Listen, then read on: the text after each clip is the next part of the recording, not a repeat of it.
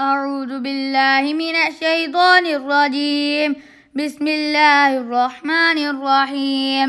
سبح اسم ربك الأعلى الذي خلق فسوى والذي قدر فهدى والذي أخرج المرعى فجعله غثاء أحوى سنقرئك فلا تنسى إلا ما شاء الله إنه يعلم الجهر وما يخفى ونيسرك لليسرى فذكر إن نفعت الذكرى سيذكر من يخشى ويتجنبها الأشقى الذي يصلى النار الكبرى ثم لا يموت فيها ولا يحيا قد أفلح من تزكى وذكر اسم ربه فصلى بل تؤثرون الحياة الدنيا